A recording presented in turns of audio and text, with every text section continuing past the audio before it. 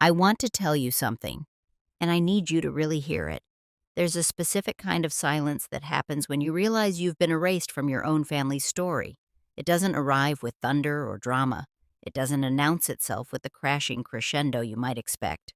No, it slips in like fog through a cracked window, and by the time you notice it, you're already soaked through with a cold you can't name. I'm Daniel. I'm 37 years old. I've spent the better part of 3 decades being the person who shows up, who fixes, who holds the fraying edges of my family together with nothing but my own bare hands and a stubborn refusal to let go. And 6 months ago, I learned that none of it mattered. The morning started like any other Saturday in late September. Boston was beginning its slow surrender to autumn, and the maple tree outside my apartment window had started bleeding gold at its edges. I'd been up since 6, running through Beacon Hill in that particular gray light that makes everything feel suspended between yesterday and tomorrow, and I'd just stepped out of the shower when my phone buzzed with a text from my mother. "Dinner tonight? Lauren has news." That was it. No context, no warmth, no, "How are you, Daniel?" Just the summons, delivered with the brevity that had become Margaret Chen Morrison's signature over the past decade. I should tell you about my mother. Margaret is 64 years old, impeccably dressed at all times, and possesses the particular talent of making you feel like you've disappointed her simply by existing in her presence. She wasn't always this way, or maybe she was, and I just didn't notice it when I was young enough to believe that love was supposed to feel like constantly trying to prove yourself worthy of it. My father left when I was 12 and Lauren was 8. Heart attack, sudden and complete, in the middle of a Tuesday afternoon while he was teaching 7th grade history. One moment he was explaining the Louisiana Purchase. The next moment he was gone, and my mother was a widow with 2 children and a mortgage she couldn't afford. I stepped up. That's what you do, right? When you're the oldest, when you're the son, when you can see your mother crumbling under the weight of a grief she refuses to acknowledge, you step up.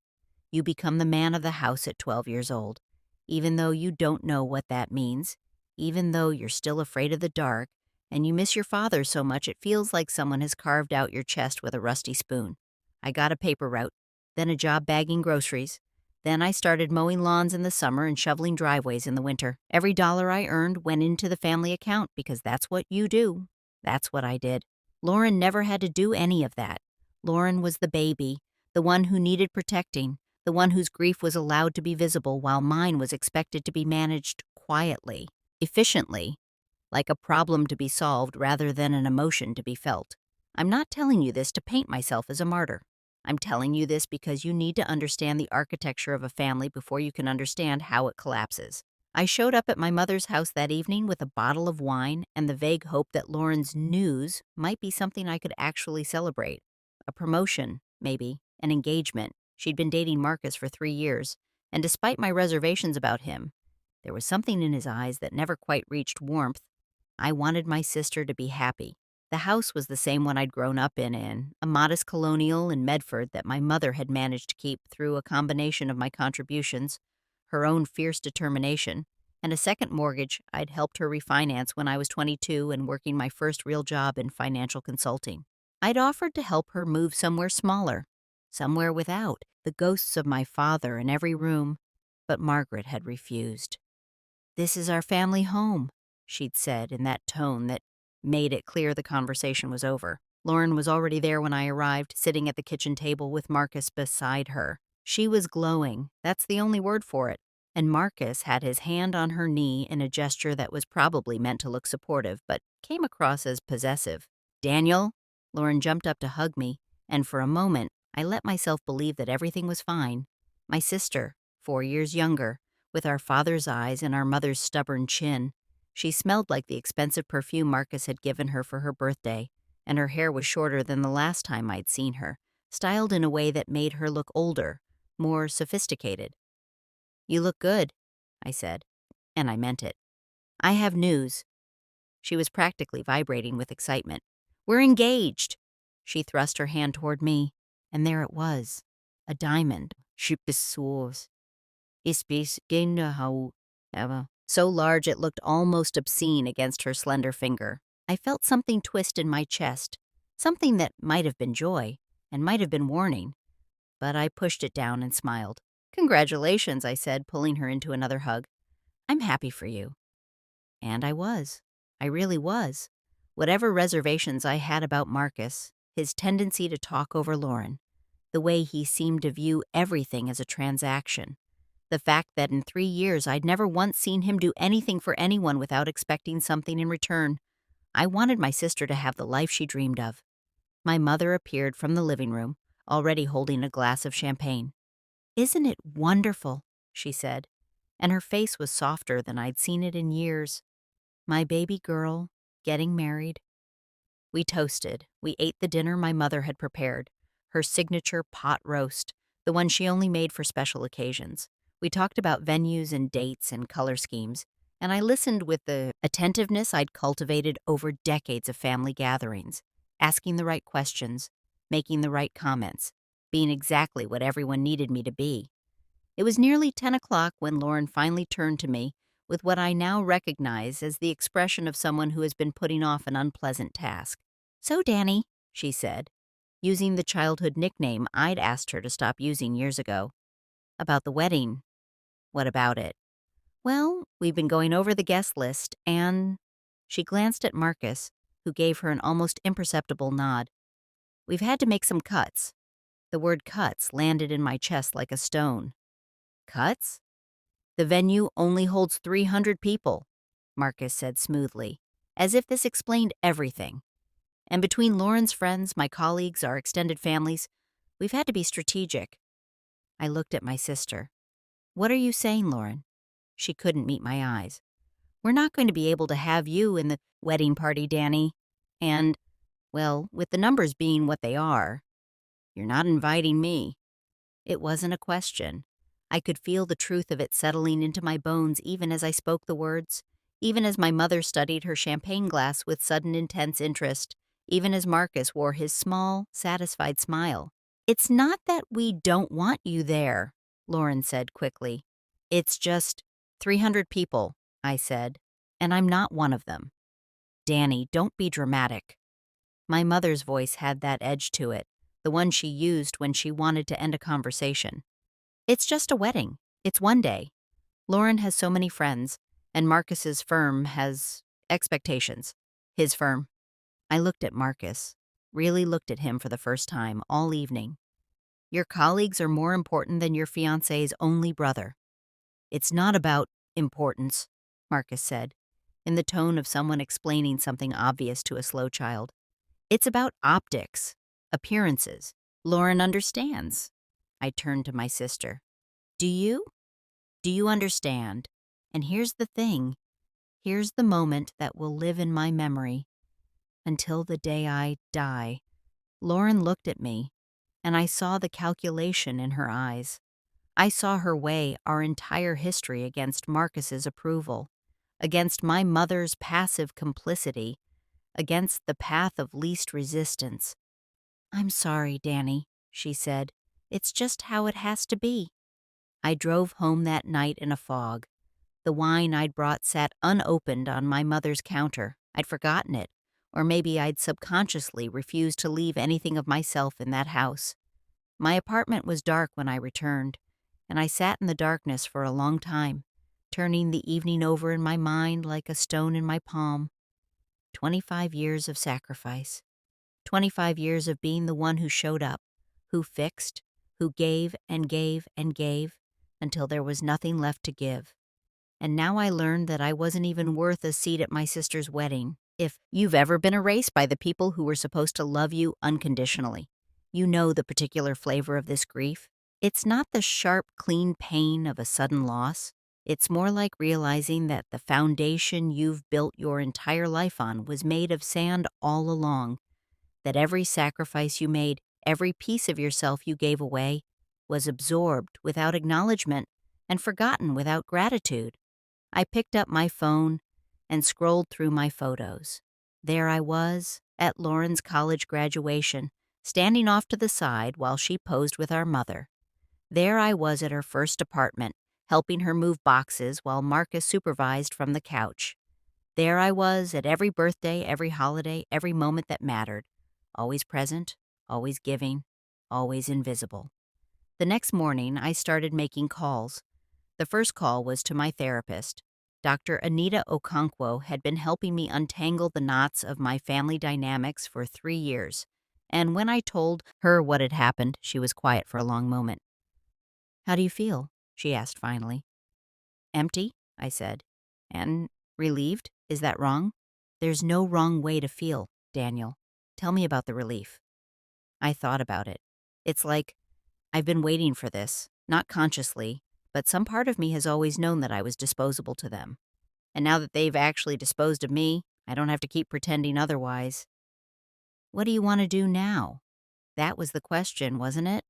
What do you do when you finally irrefutably understand that the people you've given everything to see you as nothing more than a utility?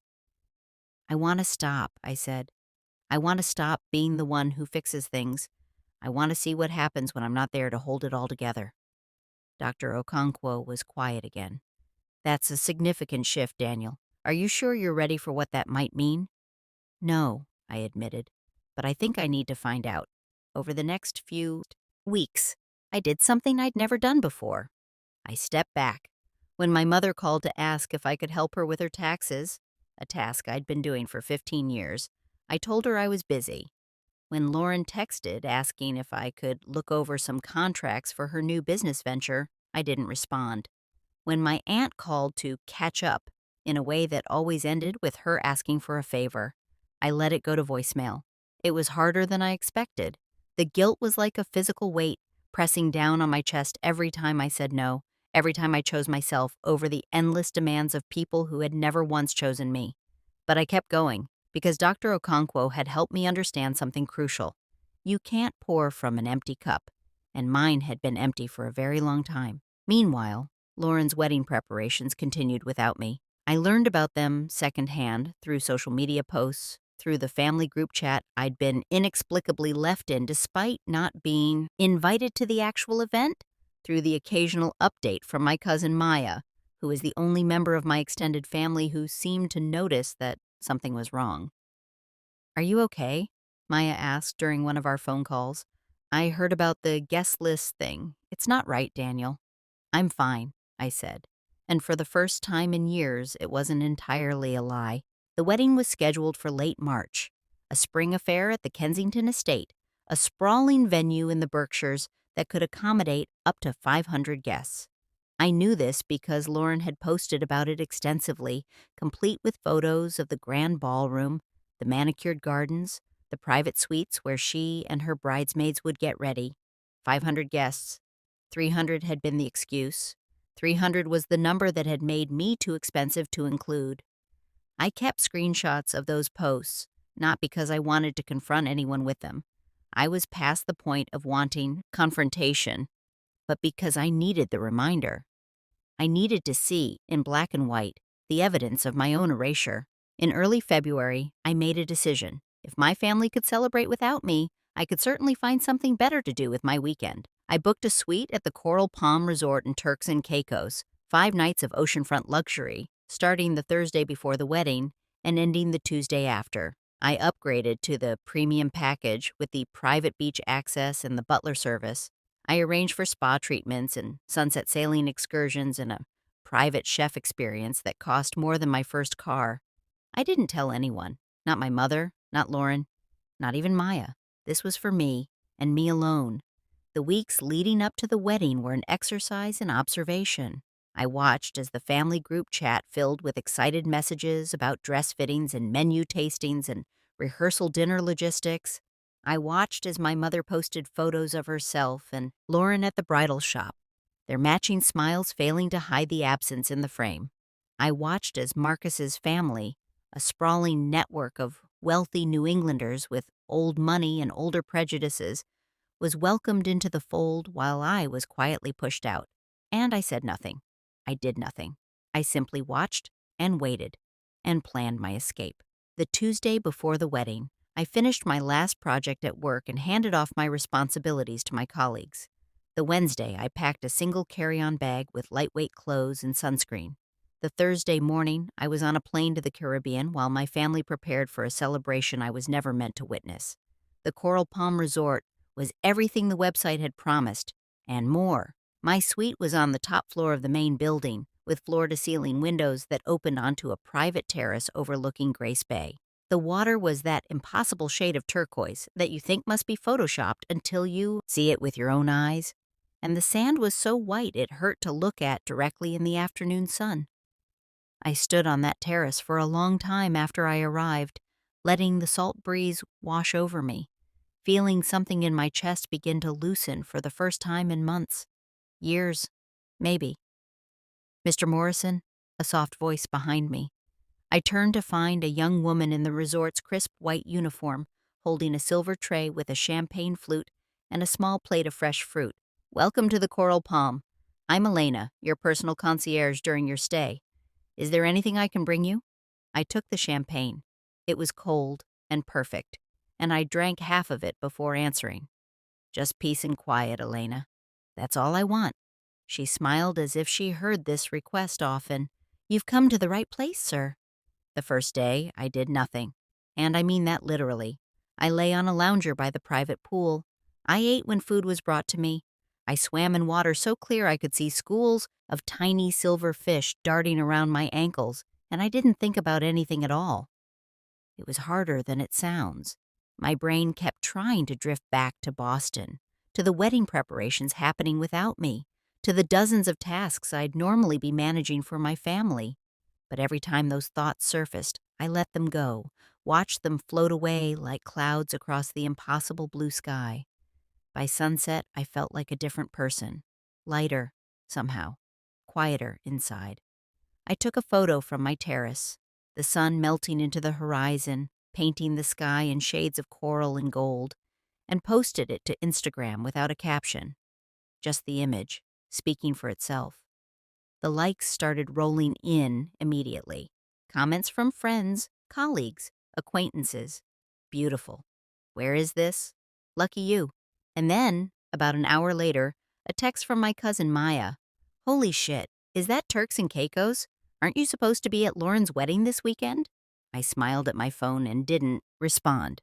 The second day, Friday, I woke to the sound of waves and the distant call of seabirds. I had breakfast delivered to my terrace, fresh papaya, eggs Benedict with local lobster, the best coffee I had ever tasted. And then I spent the morning at the spa, getting a massage that dissolved tension I didn't even know I was carrying. In the afternoon, I went sailing. Just me and a weathered captain named Thomas, who had been working these waters for 40 years, who told me stories about pirates and hurricanes and the slow, inevitable changes that had transformed these islands from fishing villages to tourist destinations. "You here alone?" he asked, not unkindly. "Yes. Most people, they come here with someone, wife, girlfriend, family." I looked out at the endless expanse of ocean, at the scattered islands rising like green jewels from the blue. "I used to think you needed other people to be happy," I said. "Now I'm not so sure." Thomas nodded as if this made perfect sense. "Sometimes you gotta lose everything to find yourself," he said. "That's what my grandmother used to say. She was a wise woman." We sailed until sunset, and when Thomas dropped me back at the resort dock, I felt something that I hadn't felt in a very long time. Peace. Real, uncomplicated peace. I posted another photo that evening. Me on the sailboat, wind in my hair, grinning at the camera like a man without a care in the world. The caption was simple. Finding my sea legs. The response was immediate. More likes, more comments, more questions. And buried among them, a message from my mother. "Daniel, where are you? Lauren's wedding is tomorrow." I looked at that message for a long time. I thought about all the things I could say, all the explanations I could offer, all the ways I could try to make her understand what it felt like to be excluded from the most important event in your only sister's life. In the end, I didn't respond. I just turned off my phone and went to sleep. Saturday dawned bright and clear. The wedding day. I had scheduled a deep-sea fishing excursion for the morning, followed by a private chef lunch on the beach, followed by an afternoon at the resort's infinity pool with a steady supply of tropical cocktails. I didn't think about Lauren walking down the aisle. I didn't think about Marcus waiting at the altar, about my mother dabbing at her eyes, about the 300 guests who had been deemed more important than me. I thought about nothing but the warm sun on my skin, the salt on my lips, the profound relief of being somewhere I had chosen, doing something I wanted, existing entirely for myself. The fish weren't biting that morning, but I didn't care. I sat on the deck of the charter boat and read a novel I'd been meaning to get to for years, and when the captain apologized for the poor catch, I just laughed and told him it was the best fishing trip I'd ever been on. "You've got a good attitude," he said. "Most tourists, they get upset when they don't catch anything." "I'm not here for the fish," I told him. "I'm here for the silence." It was around 4 in the afternoon, roughly the time when Lauren and Marcus would be exchanging vows in the Berkshires, that I noticed my phone starting to buzz insistently in my beach bag. I'd turned it back on to take photos of my lunch, a magnificent spread of grilled lobster and fresh vegetables that could have graced the cover of a food magazine, and now it was vibrating with the urgency of something that could not wait. I ignored it. I watched a pelican dive into the water 20 yards offshore, emerging with a fish gleaming silver in its beak. I sipped my mojito. I let whatever storm was gathering 3,000 miles away happen without me, but the buzzing didn't stop. If anything, it intensified, calls and texts and notifications piling up on top of each other, a digital avalanche that eventually became impossible to ignore. I picked up the phone and saw 17 missed calls, 11 from my mother, 4 from Lauren, 2 from numbers I didn't recognize. The texts were variations on a theme. "Daniel, call me immediately. Daniel, where are you? Daniel, something terrible has happened. Daniel, we need you." And then from my cousin Maya, "Holy shit, Danny, the wedding. It completely fell apart. Call me when you can." I read that message 3 times, feeling something strange and complicated move through my chest. Not satisfaction, exactly. Not vindication. Something more like recognition. Like watching a prediction you'd made years ago finally, inevitably come true. I took another sip of my mojito. I looked out at the water, at the setting sun, at the paradise I'd created for myself while my family imploded a world away. And then I called Maya. "I don't even know where to start," she said. Her voice was shaking. "Danny, it was like watching a car crash in slow motion. No, it was like watching a multi-car pileup on the highway. Bodies everywhere." "What happened?" "Everything. Everything happened." She took a breath. "Okay, so you know how Marcus's family has always been, snobby, old money, think they're better than everyone else." "I'm aware." "Well, apparently his mother, Mrs. Whitworth, has been talking shit about our family for months. Like really nasty stuff. Calling Aunt Margaret a social climber, saying Lauren was a gold digger, implying that we're all beneath them. And she was doing this at the rehearsal dinner last night thinking no one from our side could hear. Let me guess. Someone heard. Uncle Frank. He was in the men's room, and Mrs. Whitworth was outside in the hallway with her bridge club or whatever. Just tearing into Lauren, saying she'd never be good enough for her precious Marcus, that the wedding was a mistake, that she'd tried to convince Marcus to call it off, but he was too foolish to listen. I closed my eyes. Uncle Frank was my father's brother, and he had inherited the Morrison temper along with the family jawline. What did Frank do? He confronted her, in front of everyone, and it escalated from there.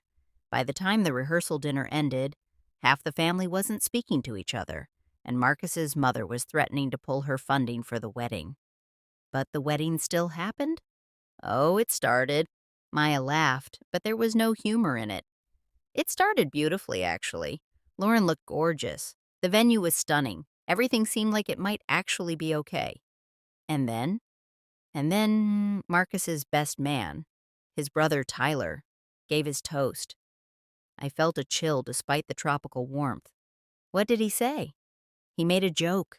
A joke. I could hear the quotation marks in her voice. About how Marcus had dodged a bullet by not having to deal with Lauren's family baggage. About how at least their kids would have good genes from the Whitworth side. About how Lauren should be grateful that Marcus was elevating her. Jesus. It gets worse, because Uncle Frank, who was already primed from last night, stood up and threw his champagne in Tyler's face. And then Marcus's father stood up and called Uncle Frank a blue-collar thug. And then Aunt Margaret. Maya stopped, and I heard her take a shaky breath. "Danny, Aunt Margaret tried to defend Lauren. She stood up and started yelling at the Whitworths, and that's when the truth came out. What truth? About why you weren't there. The world seemed to go, very still around me. The waves kept rolling in, the pelicans kept diving, the sun kept its slow descent toward the horizon, but inside my head, everything had stopped. What do you mean? Mrs. Whitworth said, and I'm quoting here, "At least we had the good sense to make her cut that freeloading brother of hers. The last thing this wedding needed was more of their kind tainting the guest list." I couldn't speak. I couldn't breathe. It wasn't Lauren's decision. Danny, it wasn't about numbers or venues or any of that bullshit. Marcus's family demanded you be excluded. They told Lauren that if you showed up, they'd withdraw their financial support for the wedding, and they'd make sure Marcus's career at the firm suffered for it. And Lauren agreed. She chose Marcus over you and Aunt Margaret. She went along with it because she thought it was the best thing for Lauren's future. I sat there on the beach, phone pressed to my ear, feeling the ground shift beneath me. Everything I thought I knew, every assumption I'd made about why I'd been excluded, it was all wrong. It was worse than I'd imagined. Danny, are you still there? I'm here. My voice sounded strange, distant. What happened next? Everything fell apart. Aunt Margaret started screaming at Mrs. Whitworth. Marcus tried to defend his family, and Lauren started crying. And then Marcus told her to get it together because this was embarrassing. And Lauren, Danny, I've never seen her like this. She just snapped. She called him a coward. She asked him how he could stand by while his family destroyed hers. And when he didn't have an answer, she pulled off her engagement ring and threw it at his face. She threw the ring, hit him right in the eye. There was blood. Maya's voice was thick with the kind of disbelief that comes from witnessing the unimaginable. And then Tyler tackled Uncle Frank, and Marcus's mother fainted, or pretended to faint. Who knows? And the police were called. Danny, the police were called to your sister's wedding. I started laughing. I didn't mean to, and it wasn't really laughter. More like a sound your body makes when it doesn't know how else to process the absolute absurdity of what it's hearing. I laughed until I was crying. Or maybe I was crying until I was laughing, and Maya waited on the other end of the line until I could speak again. "I'm sorry," I finally said. "I'm sorry. I know. Believe me. I know." Where is everyone now? Scattered? Lauren's at a hotel somewhere. Aunt Margaret went home. The Whitworths left without paying their portion of the catering bill, so the venue is threatening to sue. And everyone, and I mean everyone, keeps asking where you are. They keep saying that if you'd been there, this wouldn't have happened, that you would have fixed it. The old Daniel, the Daniel from 6 months ago, would have felt guilty, would have wondered if Maya was right, would have started making calls and booking flights and figuring out how to clean up this mess like he'd cleaned up 1,000 messes before. But I wasn't that Daniel anymore. "I'm in Turks and Caicos," I said. "I'm sitting on a beach drinking a mojito, watching the sunset, and I'm not coming back." Danny. Maya, listen to me. For 25 years, I've been the one who fixed things. I've been the one who showed up, who sacrificed, who put everyone else's needs before my own. And where did it get me excluded from my only sister's wedding because her fiancé's family thought I wasn't good enough? I know, and it's not fair. No, it's not, but here's the thing. I looked out at the water, at the sky painted in impossible colors, at the paradise I'd chosen for myself. The wedding fell apart without me there. Not because I'm magic, not because I'm indispensable, but because without someone constantly patching the holes, all the dysfunction my family has been pretending doesn't exist finally came flooding in. Maya was quiet for a long moment. "So what happens now?" "Now," I said. "I finish my vacation. I extend it, actually. I'm going to call the resort and book another week. I'm going to swim and read and eat incredible food and not think about any of this. And after? After, I go home to my life, my actual life, the one I've been neglecting while I propped up everyone else's. And if my family wants to be part of that life, they're going to have to earn it. They're going to have to see me as a person, not a utility." "Danny, She stopped, started again. "I'm proud of you. I don't know if anyone's ever told you that, but I am. You deserve better than what they gave you." The tears came then, silent and warm, tracking down my cheeks and dropping into the sand. "Thank you, Maya. That means more than you know." Over the next 24 hours, my phone became a portal into chaos. Texts poured in from relatives I hadn't spoken to in years, all variations on the same theme. "Where are you? We need you. Everything is falling apart." My mother called 11 more times. I let each call go to voicemail, but I listened to the messages, morbidly curious about what she would say. The first one was angry. "Daniel, I don't know what you think you're doing, but this is not the time for games. Call me back immediately." The second was tearful. "Please, Daniel. Lauren needs you. I need you. Everything is such a mess." The third was bargaining. "I know we haven't always. I know things haven't been fair, but you can't just disappear when your family needs you. That's not who you are." I saved that one, not because I intended to respond to it, but because it was such a perfect crystallization of everything that was wrong. That's not who you are. As if who I was had been defined entirely by my usefulness to them. As if the Daniel who showed up and fixed things was the real Daniel. And this Daniel, the one on a beach, choosing himself, was some kind of aberration. Lauren's messages were different, softer, more desperate, full of apologies that had come 25 years too late.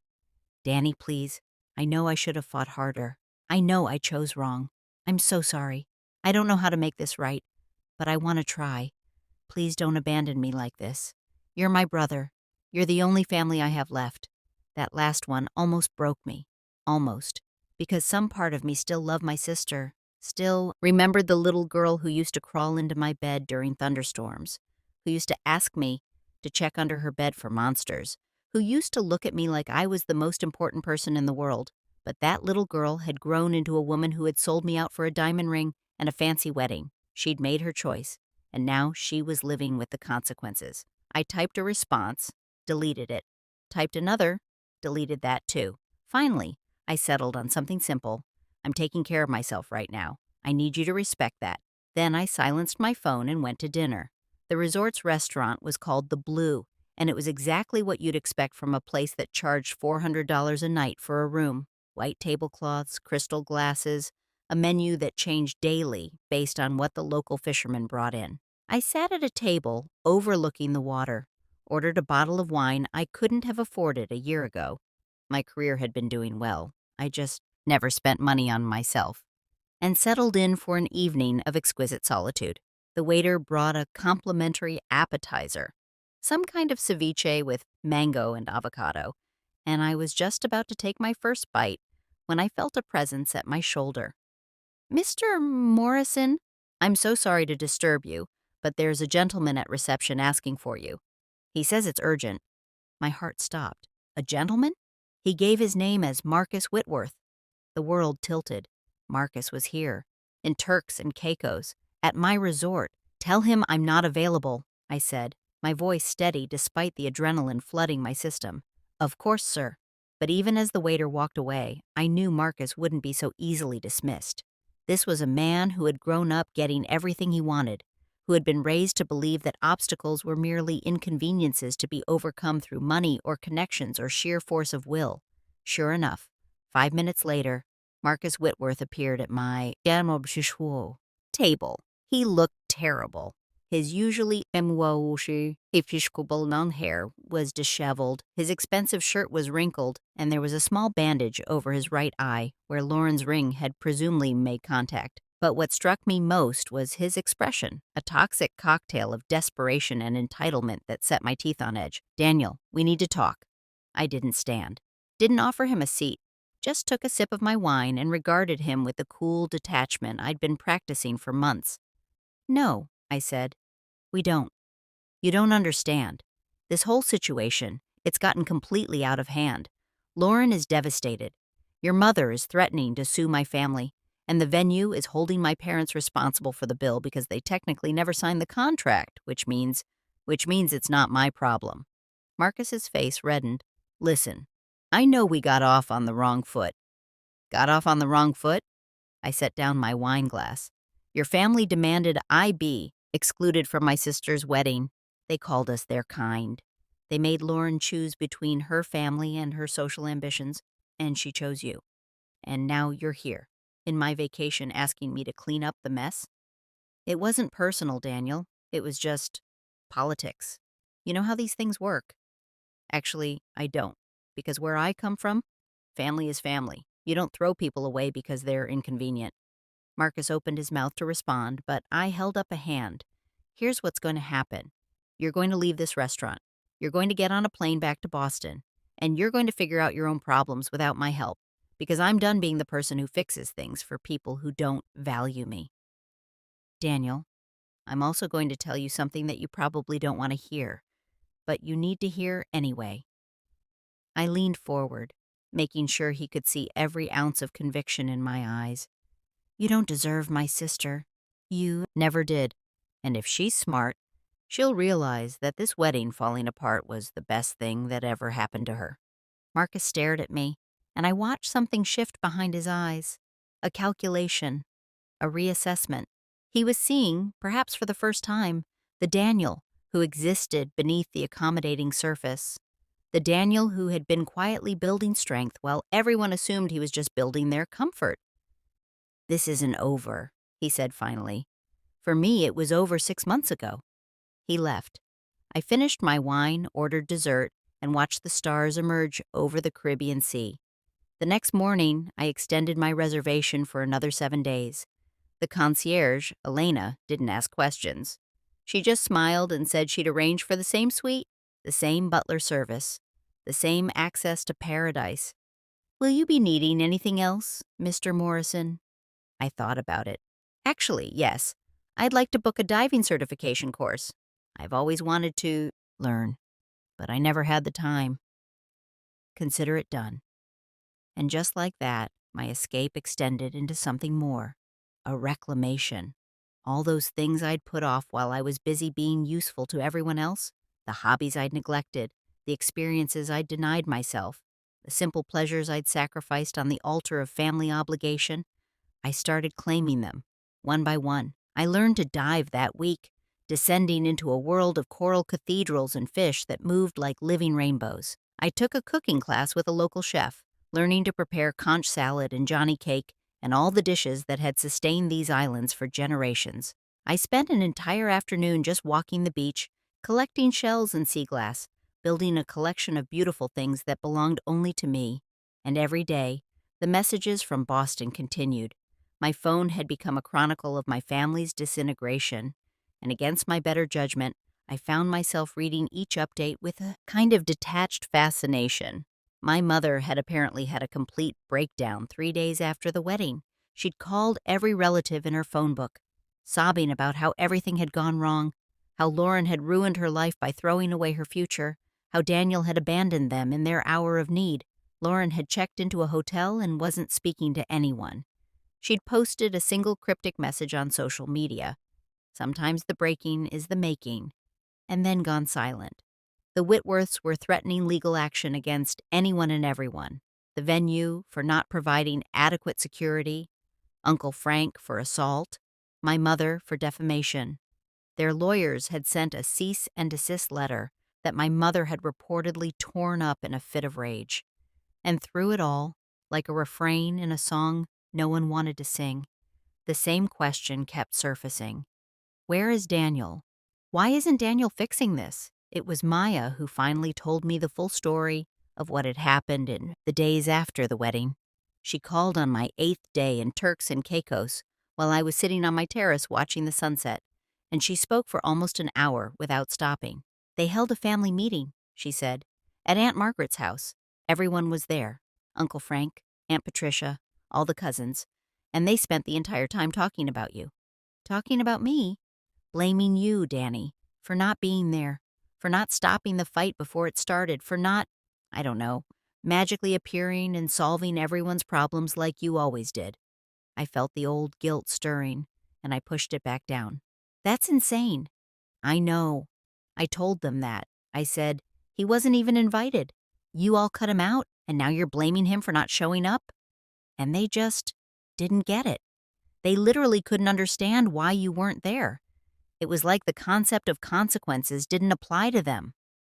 What did my mother say? Maya was quiet for a moment. She cried. She said she never wanted to exclude you, that it was all Marcus's family's doing, that she didn't have a choice. She always has a choice. I know, and I told her that. I said, you could have said no. You could have stood up for your son. You could have told those people that your family comes as a package deal, and if they couldn't accept Daniel, they couldn't have Lauren either. How did she respond? She said I didn't understand, that I was young and naive, that sometimes you have to make sacrifices for the greater good. I laughed, but it hurt. The greater good. She actually said that. She's not a bad person, Danny. She's just broken. I think she's been broken for a long time, and she doesn't know how to fix herself. So she just keeps trying to fix everything else around her. And when you were there, doing all the fixing for her, she never had to face it. I let that sink in, turning it over in my mind. My mother, broken. My sister, broken. My entire family, built on broken foundations that I'd been propping up with nothing but my own back and my stubborn refusal to let go. So what happens now? I asked. Now they have to figure it out themselves. Lauren's in therapy. Aunt Margaret is seeing a grief counselor. Apparently losing you was the thing that finally made her deal with losing your dad. And the Whitworths have backed off on the legal threats, mostly because their lawyers told them they didn't have a case. And Marcus? Gone. He moved to New York, supposedly for work, but everyone knows he's just running from the embarrassment. His family's social standing has taken a massive hit. Turns out people don't like it when you ruin a wedding by being classist assholes. For the first time in this whole saga, I felt something like satisfaction. Not gloating, not vindication, just the quiet contentment of knowing that actions have consequences, even for people who think they're above such things. Danny, can I ask you something? Of course. Are you ever coming back? I looked out at the ocean, at the endless stretch of blue that had become my sanctuary. Yes, I said, but not to who I was before. That Daniel is gone, the one who comes back. He's going to be different. Different how? He's going to have boundaries. He's going to say no. He's going to let people fix their own problems instead of swooping in to save them. And if his family can't accept that, I took a breath. Then maybe his family isn't really his family anymore. Maya was crying. I could hear it in her breathing, in the small sounds she was trying to muffle. I'm glad, she whispered. I'm so glad you finally found yourself, Danny. You deserve it. I flew back to Boston on a Tuesday, exactly 2 weeks after I'd left. The city was gray and cold after the Caribbean, but I didn't mind. I'd brought the warmth back with me, stored somewhere deep in my chest where no weather could touch it. I'd brought the peace. Too, that profound quiet I'd discovered on the beach, in the water, in all those hours of beautiful solitude. My apartment was exactly as I'd left it. Clean, sparse, functional. The apartment of a man who had never expected to spend time here because he was always somewhere else, doing something for someone else. I walked through the rooms slowly, seeing them with new eyes, and made a mental note to buy some art, some plants, some evidence that someone actually lived here. The first message was from my mother, left while my plane was still in the air.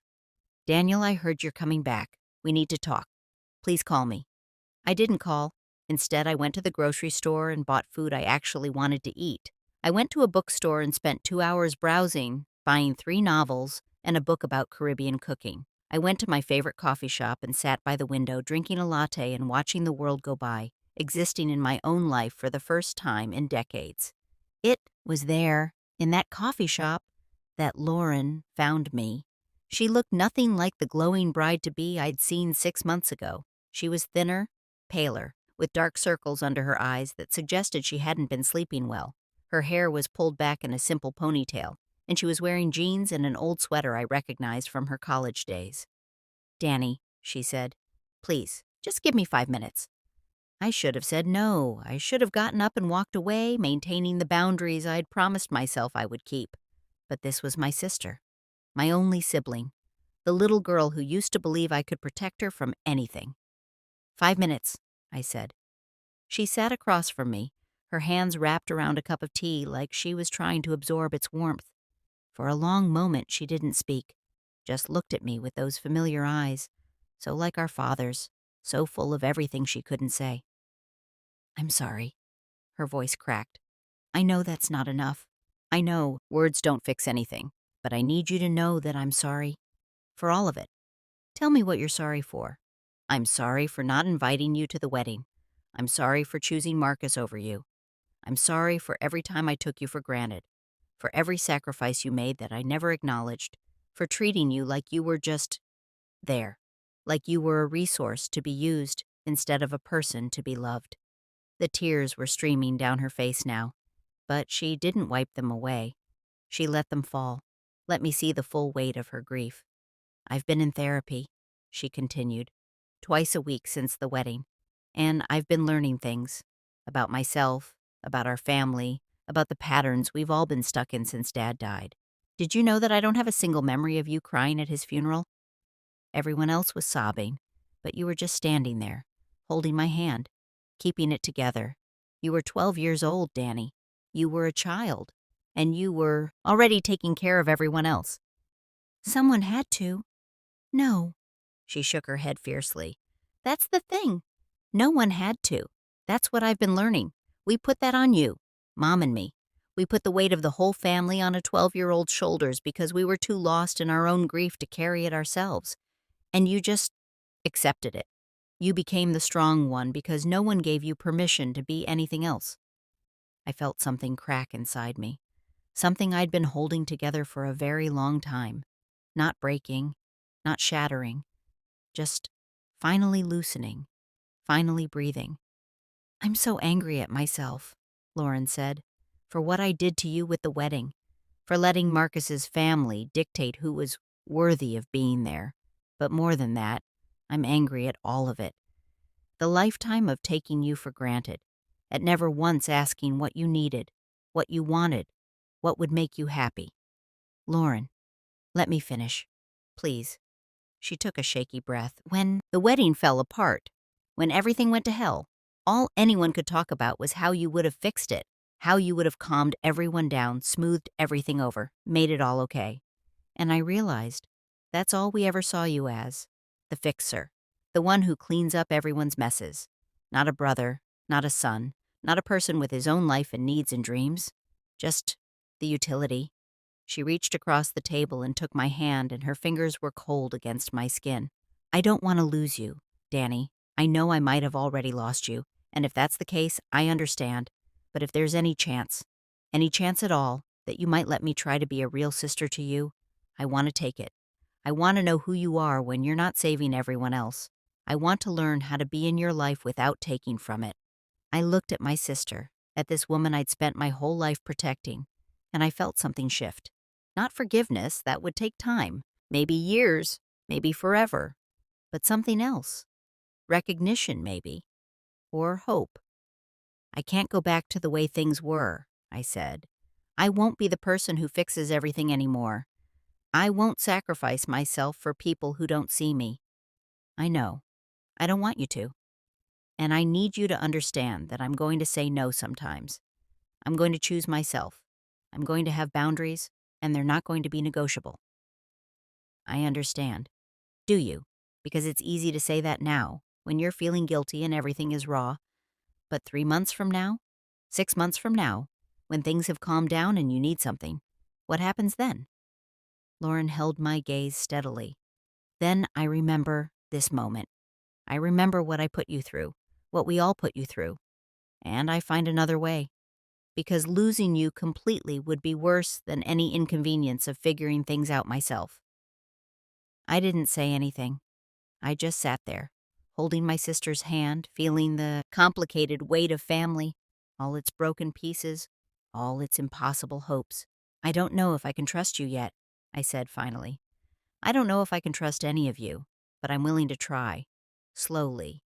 On my terms. Lauren nodded, tears still streaming down her face. That's more than I deserve. Yes, I agreed.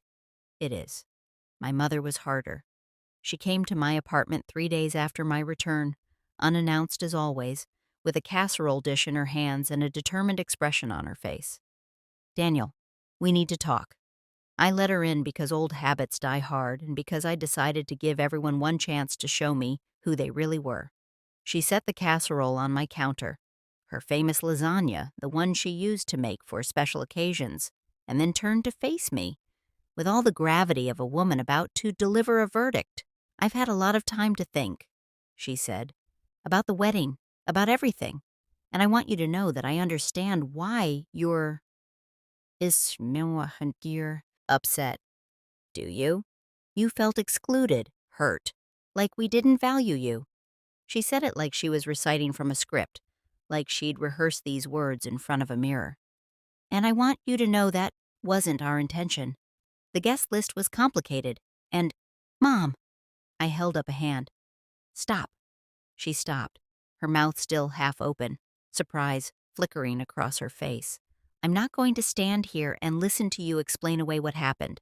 I'm not going to accept a casserole as an apology, and I'm definitely not going to pretend that this was all just a misunderstanding about numbers and logistics. Daniel, you chose them over me. You and Lauren both. When Marcus's family demanded I be excluded, you could have said no. You could have stood up for your son, the one who has been supporting this family since he was 12 years old. Instead, you went along with it. You let them treat me like I was disposable, and you didn't say a word." My mother's face had gone pale. This was not how these conversations usually went. In all our years together, I had never confronted her like this, never held up a mirror and forced her to see her own reflection. "I was trying to protect Lauren's future," she said weakly, "by destroying her relationship with her only brother. I didn't think—" "No, you didn't, and that's the problem, Mom. You never think about me." "Not really. I'm just the one who shows up, who fixes things, who gives and gives until there's nothing left. And when I needed you to stand up for me, you chose the people who called us their kind. You chose your daughter's gold-digging social climbing over your son's basic dignity." The words hung in the air between us, harsh and true. My mother's eyes filled with tears, and for a moment I felt the old guilt rising, the instinct to comfort her, to take back what I'd said, to make everything okay. But I didn't. I let the silence stretch, let her sit with the weight of what she'd done. "I've been seeing a counselor," she said finally, her voice small. "Dr. Chen. She's helping me understand some things about myself, about how I've handled things since your father died." "And what has Dr. Chen helped you understand?" "That I put too much on you, that I relied on you like you were an adult when you were still a child, that I—" she swallowed hard, "that I never let myself grieve properly because you were always there to hold things together, and that was wrong. It was all wrong." I waited. She also helped me understand that I have a problem with seeing what's right in front of me, with taking people for granted, with assuming that because someone has always been there, they'll always be there. She looked at me, and I saw something in her eyes I'd never seen before, real fear.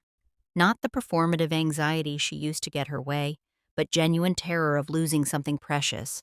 "I didn't realize what I had in you until you were gone," she said. "When you didn't answer my calls, when I found out you were in the Caribbean while we were falling apart, I thought I would die. Not because I needed you to fix things, though God knows I did, but because I realized you might never come back. And the thought of living in a world where my son had given up on me—" She broke off, her composure finally cracking. I stood there watching my mother cry, and I felt the strangest combination of emotions. Sadness, yes, anger, still simmering beneath the surface, but also something that might have been compassion. This woman had lost her husband at 40, had raised 2 children essentially alone, had spent 25 years trying to hold together a family that kept threatening to fly apart. She had made terrible choices, but she had made them from a place of terrible fear. That didn't excuse anything, but it helped me understand. "I'm not ready to forgive you," I said. "I don't know when I will be, or if I ever will be, but I'm willing to try to have a relationship with you. A different kind of relationship, one where I'm not just the person who fixes things." "What would that look like?" "It would look like you respecting my boundaries, calling before you come over, accepting when I say no, not expecting me to drop everything whenever there's a crisis. I paused. It would look like you seeing me as a person, not a resource. She nodded slowly. I can try. Trying isn't enough, Mom. You have to actually do it. And if you can't, if you slip back into old patterns, if you start taking me for granted again, I will walk away. I'll walk away and I won't come back. I understand. Do you? Because I've heard promises before. I've heard, I'll do better, and things will change. And none of it has ever actually changed anything. This is different. She reached out hesitantly and touched my arm. Losing you was the worst thing that's ever happened to me, Daniel. Worse than losing your father, because at least he didn't choose to leave. You chose to leave, and I drove you to it. I will spend the rest of my life trying to make sure that never happens again. I looked at her hand on my arm, at this woman who had shaped so much of who I was, for better and for worse, and I made a choice. The lasagna is getting cold, I said. Do you want to stay for dinner? She smiled through her tears, and for just a moment, she looked like the mother I remembered from before everything fell apart. Warm, loving, present. I'd like that very much. Spring turned to summer, and summer to fall, and my family slowly, painfully began to rebuild. It wasn't easy. There were setbacks, moments when old patterns emerged, when expectations clashed with new realities, when the work of healing felt too hard to continue. But we kept going, each of us in our own way, each of us learning how to be in a family that was no longer held together by my sacrifice. Lauren started a new job at a nonprofit focused on housing equity. She threw herself into it with the same energy she'd once devoted to climbing the social ladder. But this time, the ladder led somewhere meaningful. We had dinner once a week, just the two of us, and we talked about things we'd never talked about before: our childhood, our father, the years of silent resentment that had accumulated between us. I used to be so jealous of you, she admitted one evening, over sushi at a place in the South End. You gotta be the good one, the responsible one, the one everyone praised. I was just the baby, the one who needed protecting. I was jealous of you too, I said. You gotta be a kid. You gotta make mistakes without the whole family falling apart. She reached across the table and squeezed my hand. I'm sorry it took me so long to see it. I'm sorry I never told you. We were learning, both of us, how to be siblings instead of roles. It was awkward sometimes, uncomfortable often, but it was real, and that was worth more than any performance of family unity had ever been. My mother was a slower work in progress. She still had moments of regression, times when she'd call expecting me to solve something, times when she'd dismiss my feelings as dramatic, out of habit. But she caught herself now, apologized, tried again, and the trying mattered, even when the execution fell short. I'm proud of you, she told me one Sunday afternoon, as we walked through the public garden watching the swan boats drift by. I don't know if I've ever said that to you. Not really said it, not meant it the way I should. You haven't. Well, I'm saying it now. I'm proud of the man you've become, and I'm ashamed that I almost lost you before I figured out how to say it. I didn't know how to respond to that, didn't know what to do with the strange mixture of gratitude and grief that rose in my chest. So I just put my arm around her shoulders, and we kept walking. And that was enough. The Whitworths, I learned through the grapevine, had not fared well. Tyler's toast at the wedding had been recorded on someone's phone and leaked to the internet, where it became a minor viral sensation, a cautionary tale about wealth and entitlement, and the way some people treat others like they're less than human. The clip got picked up by a few news outlets, dissected by social media commentators, held up as an example of everything wrong with a certain kind of American aristocracy. Marcus's father resigned from his position on several charity boards, citing personal matters. His mother stopped appearing at the social events that had been her lifeblood, and Marcus himself became a ghost, reportedly working in New York, but somehow never managing to establish himself the way he'd planned. None of this brought me satisfaction. By the time I heard about it, I had moved past the need for their downfall. I had chosen myself, and that choice had nothing to do with them. But it did bring me something like closure. People who had tried to erase me, who had deemed me unworthy of a seat at their table, had suffered consequences, not because I'd engineered them, but because truth has a way of surfacing. The universe, it seemed, had a sense of justice after all. It was almost exactly a year after the wedding that didn't happen that I found myself back in Turks and Caicos. Not alone this time. Maya had come with me.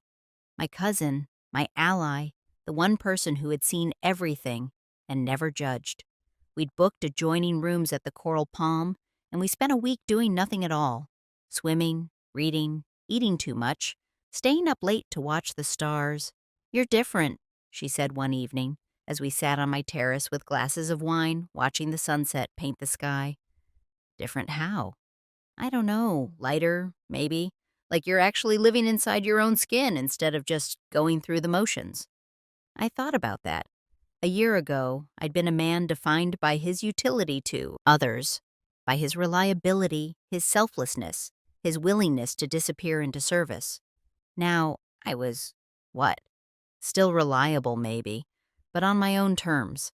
Still willing to help, but not at the cost of my own destruction. "I think I finally figured out who I am," I said. "Apart from the family, apart from the role." "And who's that?" I smiled. "Someone who's worth more than the problems he solves." Maya raised her glass. "To that person. May he never disappear again." We clinked glasses, and the sound rang out across the water like a small, perfect bell. On my last night at the resort, I got a message from Lauren. "I know you're probably enjoying your vacation, but I wanted you to know. I went on a date tonight. First one since Marcus. His name is David. He teaches 5th grade, and he knows all about our family drama because I told him on the first phone call. He said he didn't care about any of that. He just wanted to know if I was the kind of person who would own her mistakes and try to do better." I said I was. "I don't know if anything will come of it, but I wanted you to know that something is coming of me, of the person I'm trying to become. And you're part of that, Danny. You showed me what it looks like to walk away from people who don't value you, and it was the most painful and important lesson I've ever learned. I love you. Thank you for not giving up on me." I read the message 3 times, feeling something warm spread through my chest. Not forgiveness, not entirely, not yet, but something close. Acceptance, maybe, or hope. I typed back, "I'm proud of you. Let me know how the second date goes." And then I turned off my phone, and I watched the stars come out over the Caribbean, and I thought about all the things that had brought me to this moment, the pain, the betrayal, the lonely courage of walking away. Being excluded from Lauren's wedding had been the worst thing that had ever happened to me. It had shattered the illusions I'd built over a lifetime, forced me to see my family for who they really were, pushed me to the edge of everything I thought I knew about love and loyalty. But it had also been the best thing, because in the wreckage of that exclusion, I'd finally found myself. I'd finally understood that I was valuable not for what I could fix, but simply for who I was. I'd finally learned that choosing yourself isn't selfish. It's necessary. It's the only way to build something real. 2 years later, I stood at Maya's wedding in a small garden in Vermont, watching my cousin marry the love of her life. It was nothing like Lauren's wedding was supposed to be. No grand venue, no elaborate guest list, no politics or power plays. Just 50 people who loved Maya and her wife Rebecca, gathered under a canopy of autumn leaves to witness something beautiful. I was one of the groomsmen. Maya had insisted on the term, laughing off anyone who suggested bridesmen instead. I stood beside Rebecca's brothers, feeling the weight of the moment, the way a wedding should feel, like a celebration of love, rather than a performance of status. The ceremony was simple. The vows were real. And when Maya and Rebecca kissed for the first time as wives, I felt tears streaming down my face, and I didn't try to hide them. At the reception, I found myself at a table with Lauren and David, now engaged, building a life together that looked nothing like the one Marcus had promised, and my mother, who was wearing a simple dress and a genuine smile. "You look happy," Lauren said, squeezing my arm. "I am. Really happy. Not just going through the motions happy." I looked around the tent, at the string lights, the wildflower centerpieces, the people laughing and talking and celebrating without any agenda beyond joy. And I thought about how far we'd all come since that terrible day when I'd learned I wasn't worth a seat at my sister's wedding. I didn't know it would lead here, I said, when I booked that trip to Turks and Caicos, when I chose myself instead of them. I didn't know it would lead to this. I just knew I couldn't keep living the way I'd been living. And now I have a life that's mine, a family that sees me, people who love me for who I am, not what I do for them. I smiled at my sister, at the woman she'd become, including you. Lauren's eyes filled with tears. I never would have gotten here if you hadn't walked away. I know that sounds backwards, but it's true. Your leaving was the thing that woke me up. Then maybe it was worth it. All the pain, all the mess, if it led to this. My mother, who had been quietly listening, reached across the table and took my hand. It was worth it, she said. To me, at least. Losing you was the price I needed to pay to realize what I had. The DJ started playing something slow, and Maya and Rebecca took the floor for their first dance. I watched them move together, perfectly in sync, perfectly in love, and I felt the last of my old grief dissolving into something new. Peace, acceptance, the quiet knowledge that I was exactly where I was supposed to be. There's a poem I read once, in one of those books I finally had time to read after I stopped sacrificing myself for everyone else. I don't remember the author or the title, but I remember the last few lines. Sometimes the breaking is the making. Sometimes the loss becomes the finding. And sometimes the empty chair at the table is the doorway to everything else. I think about that poem often. I think about the empty chair I left at Lauren's wedding, the space where I was supposed to be, but wasn't. I think about how that absence created a presence of truth, of consequence, of finally seeing things as they were, instead of how I wanted them to be. Being excluded was painful. Walking away was harder, but staying would have been impossible. And now, 2 years later, I'm standing at a different wedding, surrounded by people who love me, and I'm finally free. The chair is no longer empty. It's been filled with something better. The life I chose, the person I became, the family I built from the ashes of the one that tried to burn me out. This is what happens when you stop letting other people define your worth, when you finally understand that you are not a utility, not a fixer, not a convenience to be used and discarded. You become yourself, and that's enough. That's more than enough. If you've ever been the one who holds everything together, who gives until there's nothing left, who sacrifices yourself on the altar of family obligation, I see you. I was you, and I want you to know that it doesn't have to be this way. You are allowed to choose yourself. You are allowed to walk away from people who don't value you.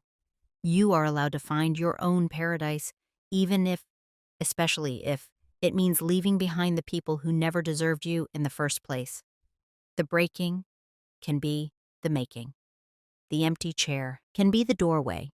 And on the other side, there is a life waiting for you, one where you are loved for who you are, not what you fix. Go find it.